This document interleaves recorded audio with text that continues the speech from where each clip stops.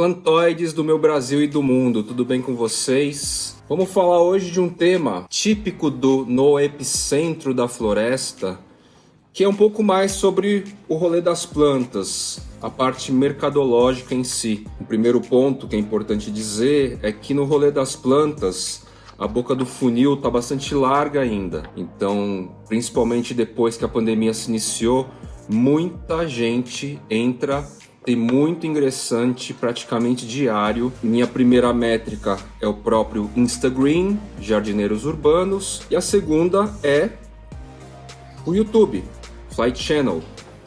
Curioso é que eu consigo ter uma abrangência interessante para enxergar esse público. Posso dizer a vocês que em torno de 60% é do público feminino. No Instagram, a predominância é na faixa dos 30 anos, 60% no YouTube, na faixa dos 40 anos. E os demais 40%, que é um volume bem interessante para um assunto planta, porque na verdade o conceito de coleção acaba atraindo mais a figura masculina, é 40% no YouTube e no Instagram. No YouTube, faixa predominante dos 40 anos e no Instagram dos 30 anos. E assim a gente consegue entender que o universo da Urban Jungle, coleção de folhagens, coleção de plantas não convencionais, é bem diferente do rolê das plantas em geral, inclusive das suculentas, que é uma referência mais próxima, que muita gente coleciona.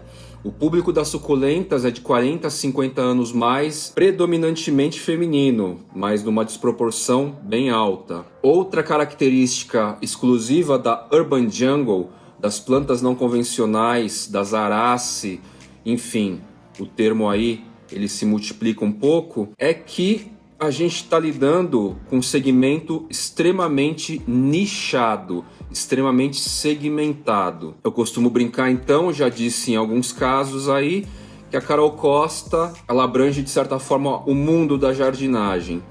E a Urban Jungle, as folhagens, as Arace, as plantas não convencionais, que se encontram muito nas Arace, é um extrato pequeno.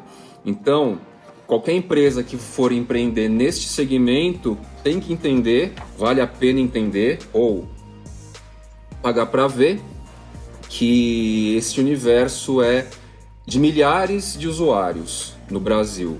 Talvez dezenas de milhares, próximo a centenas de milhares, mas a gente não deve atingir milhões de pessoas, porque o próprio conceito de coleção, ele é fechado. E isso se aplica para os mais diversos tipos de coleção. Não é uma característica específica do rolê das plantas, do ato de colecionar plantas. É o ato de colecionar qualquer coisa, já é um tipo de filtro, já é um tipo de funil. E a minha intenção aqui não é reinventar a roda. Essa reflexão é passível de debate, mas é assim que eu compreendo, é assim que eu entendo o mercado, é assim que eu resolvi empreender nessa área, certo?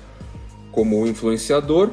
E como eu tenho um pezinho lá na parte de gestão de negócios, empreendedorismo, para quem quiser ter algum tipo de referência sem verdades absolutas, né? Porque verdades absolutas eu acredito que não há.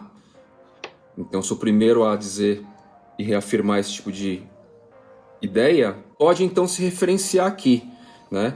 A minha formação sendo essa, as escolhas da minha vida no empreendedorismo desde os 23 anos, acabou me levando então a enxergar as coisas, a detectar e perceber contornos dos mercados que supostamente eu quero entrar, dos mercados cujos produtos eu gosto de consumir e comprar. É quase que natural, é quase que inconsciente eu analisar os aspectos gerais que compõem o mercado. No caso então da Urban Jungle, no caso então das folhagens, das plantas de coleção que desembocam nas Arace, mundialmente falando inclusive, certo? Essa influência internacional, quer queira ou não, é real, ela é presente em graus diferentes de pessoa para pessoa, de consumidor para consumidor aqui no Brasil, Mas existe sim esse tipo de influência e, de novo, não quero inventar roda, embora eu tenha certos ideais. Feita essa introdução, o tema é tão ainda nebuloso para tanta gente, e obviamente eu estou trazendo aqui um referencial que vai se estender a 4 lives consecutivas a partir de agosto, a partir da primeira semana de agosto, lá no Instagram, Jardineiros Urbanos, junto com a Carol da Maria Jungle. Vai ser uma live por semana, 4 semanas, nas quais a gente vai abordar aí temas importantes de todo esse universo do mercado das plantas de Urban Jungle, das folhagens, das arace, do universo de coleção de plantas. O episódio de hoje do No Epicentro da Floresta é como se fosse um resumo, e quem quiser participar das 4 lives, uma por semana, para entender um pouco mais todo esse rolê, seja você consumidor, seja você aspirante a estruturar um negócio nesse segmento, seja você um lojista, um produtor, né? Alguém que já atua aí e quer entender um pouco mais o funcionamento dessa esfera de coleção. Tô falando, é nicho do rolê maior da jardinagem, das compras de plantas em geral, certo? E as datas certinhas dessas lives, dessas 4 lives lá no Instagram, eu vou publicar por lá mesmo. Por enquanto, o meu canal do YouTube está contido no meu Instagram e não acredito que vá mudar. Vai ser sempre assim, ok? Em outras palavras, a tendência é eu ter menos usuários no YouTube com perfis diferentes em relação ao Instagram, que vai sempre ter mais seguidores. Então, assim, partindo do pressuposto que sim, a boca do funil tá larga e todo dia tem gente nova querendo conhecer mais sobre o assunto da Urban Jungle, folhagens, arace, as coleções possíveis a partir das arace ou outras famílias aí, desde jovens, bem jovens, com 12, 13, 14 anos, até sêniors, a turma da maturidade com 60 anos ou mais, homens e mulheres, mulheres e homens. E normalmente os ingressantes, e eu vou dizer que ingressante é quem está há menos de 12 meses no rolê, porque eu acho que 12 meses é um tempo suficiente para um plantóide ingressante já se acostumar com determinados protocolos, normatizações, que quem estabelece é o mercado em si, né? E o mercado é feito de diversos pilares, não só de influencers. A questão só é que quando a gente se depara com plantas muito caras e desconfia que aquela realidade é basicamente para encher bolso de lojista, beneficiar influencers e tal, é uma das tentativas mais básicas e mais corriqueiras aí de projetar uma culpa, uma responsabilidade num único objeto, né? É mais palpável, assim, porque a gente fala mercado, o mercado cai no nível subjetivo, é muita coisa, principalmente consumidores. Mas aí você pega e fala, o influencer fica lá falando da planta e sobe o valor. O lojista tacanho tá cobrando caro para ficar rico. Olha só que fácil você pegar um único elemento, materializar num único objeto, estátua, ícone, Espírito Sancti, uma projeção de expectativas, né? Isso é humano, isso é um ato humano e tal. É um pouco de falta de informação ou desconhecimento das dinâmicas de mercado. E para isso que o meu lado empreendedor, meu lado administrador de empresa, traz um pouco dessa visão das coisas como elas funcionam. Acredita quem quiser. Quem é crente em determinados valores, crença, não serve esse vídeo. Não vai adiantar eu querer mudar a cabeça, certo? Sem mais delongas, a gente precisa entender que o mercado internacional e nacional, no universo das plantas de coleção, da coleção de plantas, mas poderia ser de qualquer outro tipo de objeto de coleção, objeto colecionável, cria-se historicamente, milenarmente, uma gradação de valor, certo? Uma gradação de valor. E agora em 2021, eu consigo já escalonar determinadas espécies, vamos focar em arace aqui, em níveis de coleção. Eu não vou citar preços nessas faixas propriamente, porque é aquela história. Um dos vértices que determina esse tipo de rolê no mercado são os próprios lojistas, mas sempre tem pensamentos fora dessa margem. Então, o lojista que vê essa estrutura pode achar que está muito barato, que deve se valorizar mais, e outro perfil de lojista que vê essa tabela supostamente que eu iria apresentar aqui, essa margem de cada gradação, poderia dizer, pô, ele está super valorizando as plantas, por isso que fica caro, porque o Fly, não sei o que, os influencers, não sei o que lá, então não vamos trabalhar com números, mas gradações que em alguma medida dá para ser visualizada por todos, certo? Eu classifiquei em plantas muito caras, plantas caras, plantas de valor médio, plantas baratas e plantas muito baratas. A base, dá para eu dizer, a base gira em torno dos R$100 ou menos.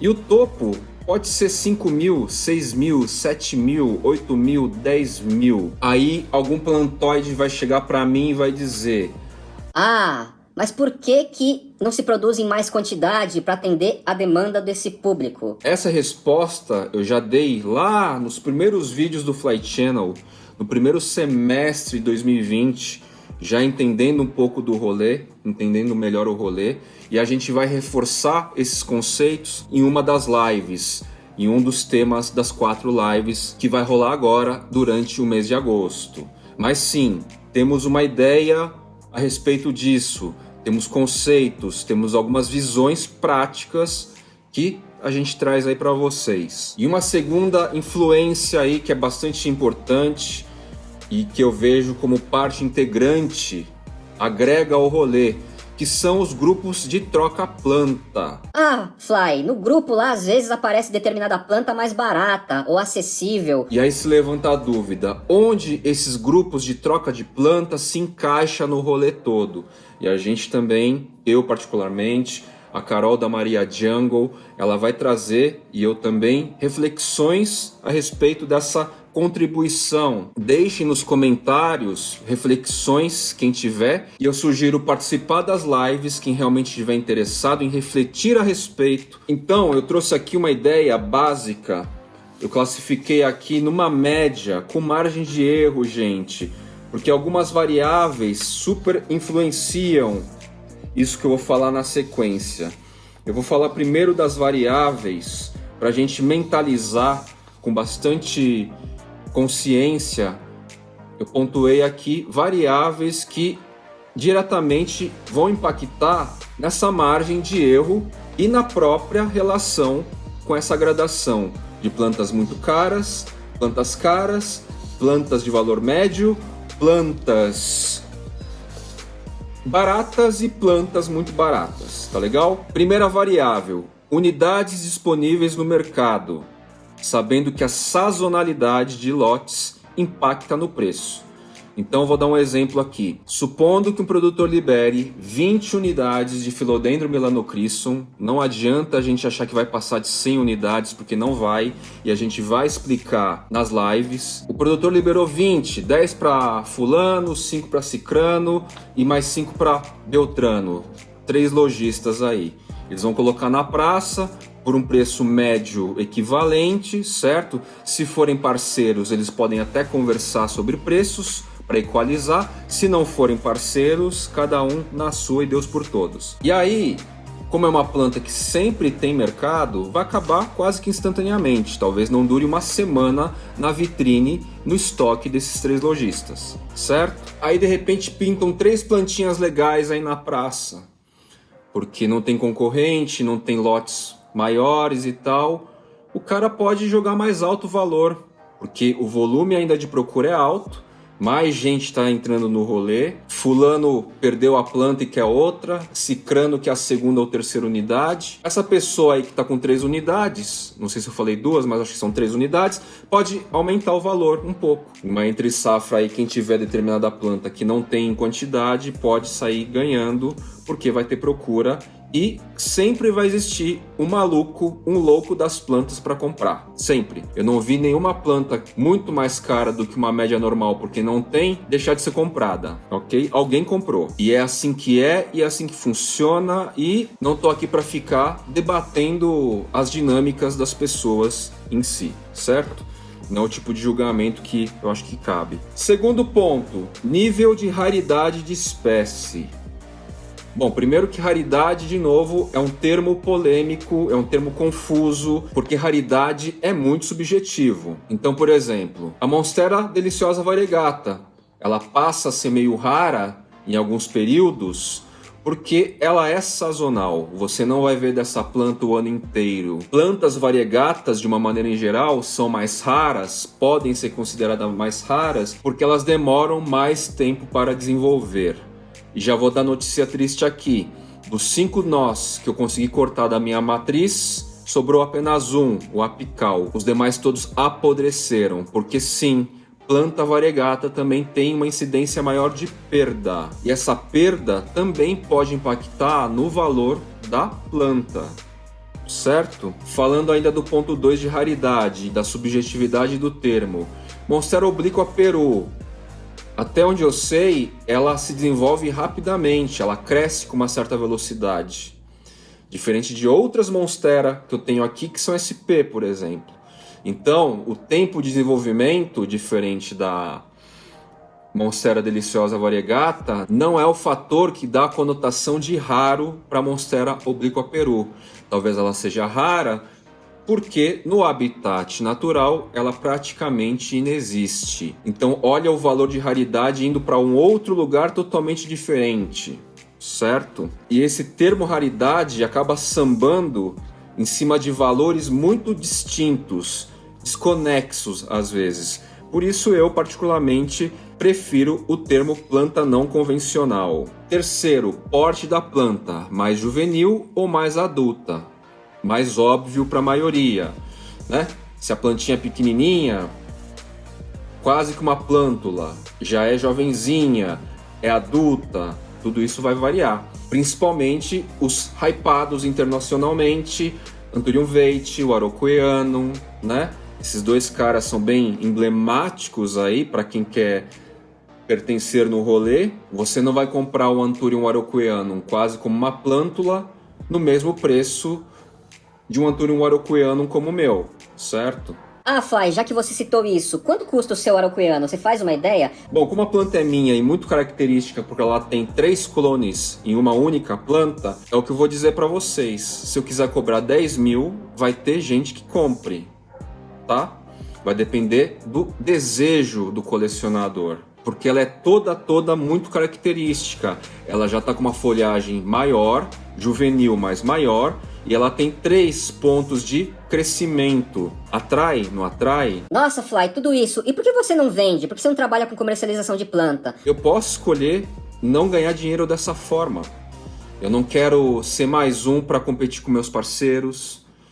E eu quero focar todos os meus esforços. Dá para eu conseguir construir um trabalho que fecha a conta com ganho financeiro em geração de conteúdo. Eu vim para cá para isso, eu entrei no rolê para isso. Como colecionador, nunca me interessei em vender e não pretendo fazer isso, certo? Às vezes é bom reforçar, porque vira e mexe surgem rumores de que o Fly vende planta, ou ganha comissão, ou sei lá. Quarto item, posicionamento e estratégia de preço de cada lojista.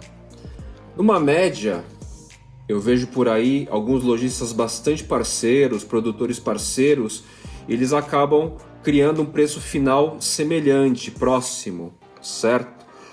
Porém, contudo, todavia, existem lojistas de carreira solo. O mercado é livre e é assim que funciona. Seja por brigas ou por naturalidade das relações.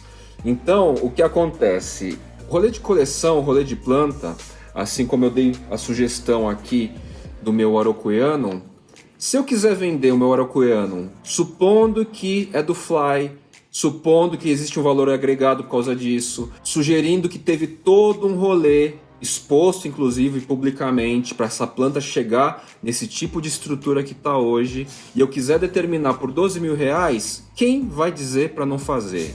Não vai acontecer isso, tá, gente? É uma hipótese para vocês entenderem como as coisas funcionam. Quanto se cobra por um quadro da Mona Lisa? Ela é única, exclusiva, ela não foi produtizada, ela não foi industrializada em série para ser mais acessível. para cada um, ou quem é interessado, 1000 pessoas interessadas, tenha uma representação fiel da Mona Lisa original. É a mesma coisa. Essa minha planta acabou assumindo todo um rolê, todo um percurso, toda uma história, me gerou 3 unidades em uma.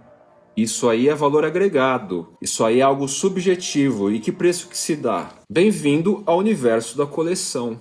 E assim, 12 mil não é nada a se comparar com gibis.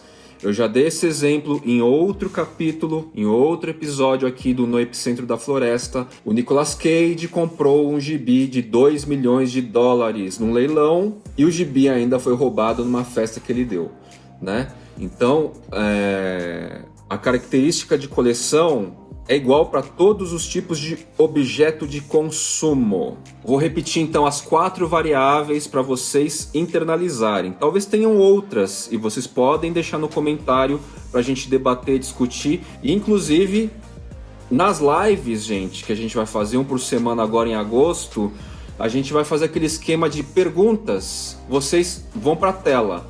Quem quiser perguntar então nas 4 lives que a gente vai desenvolver, por favor, estejam com câmera, porque só quem tiver com câmera vai aparecer com a gente para ficar todo mundo nivelado de igual para igual e a gente abre debates lá, tá bom? É um tema que no final, gostando ou não, acreditando ou não, interessa a todo mundo que está no rolê, né? Pode ter a crença de que não seja assim que funciona, aí são outros 500. E aí, por fim, então, parte final do vídeo, o que eu vou trazer para vocês aqui? De uma maneira bem enxuta, bem resumida, sem querer também ficar sacramentando as plantas aqui como produto e tal. Eu separei nas categorias plantas muito caras, plantas caras, valor médio, baratas e muito baratas. Eu separei aqui algumas espécies, mas sem dar preços. Então vamos lá. Plantas muito caras. Lembrando que a base é R$100 para menos. E o topo pode ser R$5, R$6.000, R$12.000 se eu quisesse. Plantas muito caras. Monstera obliqua Peru, né? Foi um caso recente aí que teve uma repercussão. Philodendron joepi. Interrogação, não tenho certeza. Philodendron patrici. Interrogação, não tenho certeza. Elas podem estar como plantas caras. Philodendron Florida Beauty, mais uma vítima coitada do caso. Philodendron outtonianum, Philodendron verrucosum rojo, Anthurium regale, talvez sim Philodendron joepi aqui, Philodendron patricia aqui, e é basicamente isso. Vejam só, são poucas plantas que estão nessa esfera do caras e muito caras, certo? Anthurium luxurians ia cair em uma dessas categorias, já sei disso.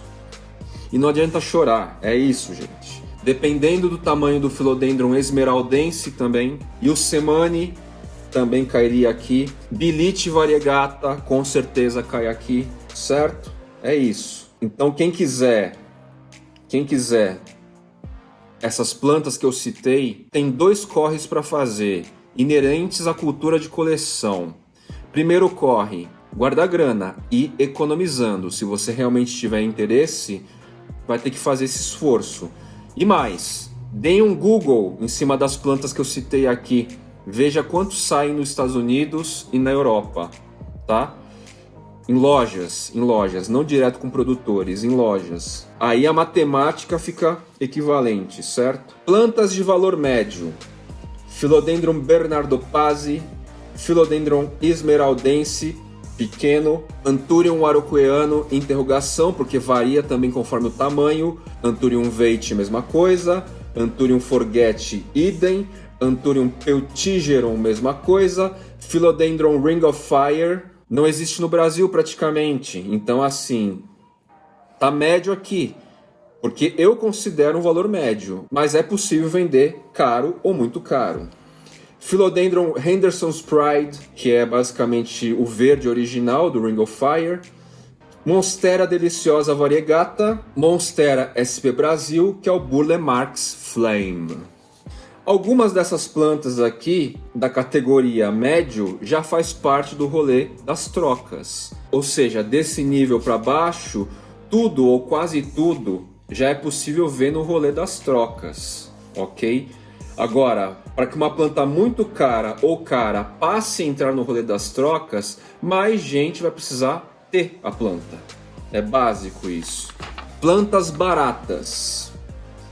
Philodendron melanocryssum, Philodendron verrucosum, Anthurium magnificum, Anthurium crystallinum, Philodendron plaumani, Philodendron mamei, e tem muitas outras aqui que eu poderia ter citado, mas não fiz por algum motivo, esqueci. Acredito eu que o Subastatum entraria nesta categoria, Alocasia cúprea ou nesta categoria ou na categoria média, de valor médio. Philodendron exímio entra nesta categoria. E por fim, plantas muito baratas, que está na faixa dos R$100 ou abaixo. Monstera deliciosa, belíssima planta. Eu tenho certeza que a Monstera deliciosa só é barata porque ela é muito espalhada continentalmente. Se ela não fosse espalhada continentalmente, essa planta ia ser caríssima, porque ela é maravilhosa, essa bicha. Monstera standleyana variegata, Monstera adansoni subespécie laniata, Philodendron pedatum, Philodendron maioi, Philodendron astatum, Philodendron gloriosum, Philodendron melanocryssum, formato juvenil, Philodendron verrucosum, muda juvenil, Rhaphidophora tetrasperma, decursiva também dá para dizer.